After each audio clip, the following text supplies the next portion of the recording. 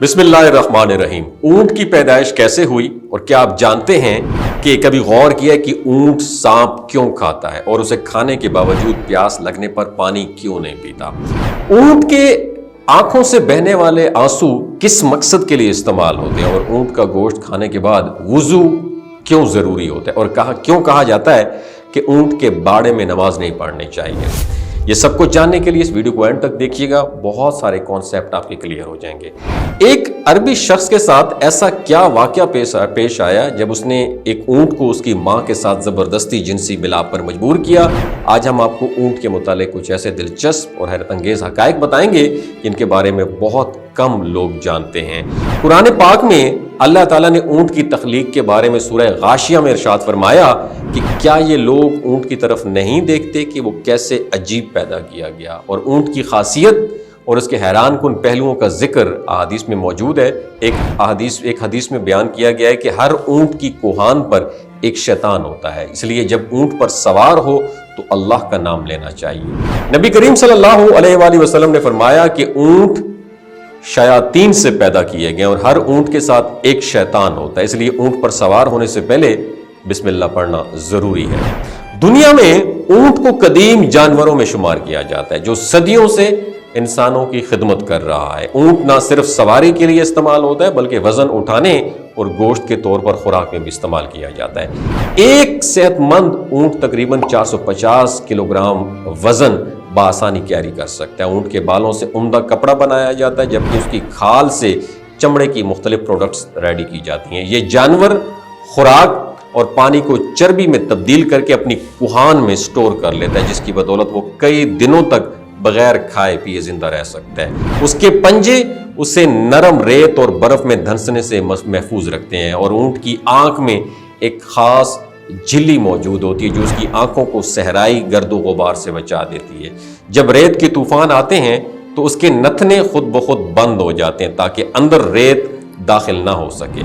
उसकी नाक के नथने सामने की बजाय थोड़े से तिरछे होते हैं जिसकी वजह से हवा में मुअल्लक रेत सीधी अंदर नहीं जाती और यही खसूसियात ऊंट को सहरा में जिंदा रहने के काबिल बनाती हैं, इसलिए उसे सहराई जहाज कहा जाता है। ऊंट की दो टाइप बहुत फेमस है, एक वो जिनकी एक कुहान होती है और दूसरी वो जिनकी दो कुहानें होती हैं। ये जानवर 40 मील फी घंटा की रफ्तार से दौड़ने की सलाहियत रखता है और इसके होंठ दरमियाने हिस्से से कटे हुए होते हैं जिसकी मदद से ये कांटेदार झाड़ियां आसानी से खा सकता है। और ऊंट के होंठों पर बारीक बाल होते हैं जो उसे सख्त और नोकीले पौधे खाने में हेल्प आउट करते हैं और यही वजह है ऊंट वो घास भी खा लेता है जो दूसरे जानवर नहीं खा सकते।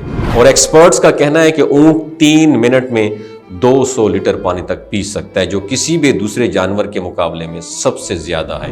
हदीस मुबारका में भी ऊंट के गोश्त से मुतालिक अहकामात मिलते हैं। हजरत जाबिर रजी अल्लाह तआला अन्हु बयान करते हैं कि एक शख्स ने नबी करीम सल्लल्लाहु अलैहि वसल्लम से पूछा, क्या बकरी का गोश्त खाने के बाद वुजू करना चाहिए? तो आप सल्लल्लाहु अलैहि वसल्लम ने फरमाया, अगर चाहो तो कर लो वरना न करो। फिर उसने सवाल किया, क्या ऊंट का गोश्त खाने के बाद वुजू करना चाहिए? तो नबी करीम सल्लल्लाहु अलैहि वसल्लम ने फरमाया, हाँ, ऊंट का गोश्त खाने के बाद वुजू करना चाहिए। इस तरह उस शख्स ने दरियाफ्त किया, क्या ऊंटों के बाड़े में नमाज अदा की जा सकती है? तो नबी करीम सल्लल्लाहु अलैहि वसल्लम ने इरशाद फरमाया, नहीं, ऊंटों के बाड़े में नमाज नहीं पढ़नी चाहिए, जबकि बकरियों के बाड़े में नमाज पढ़ने की इजाजत है।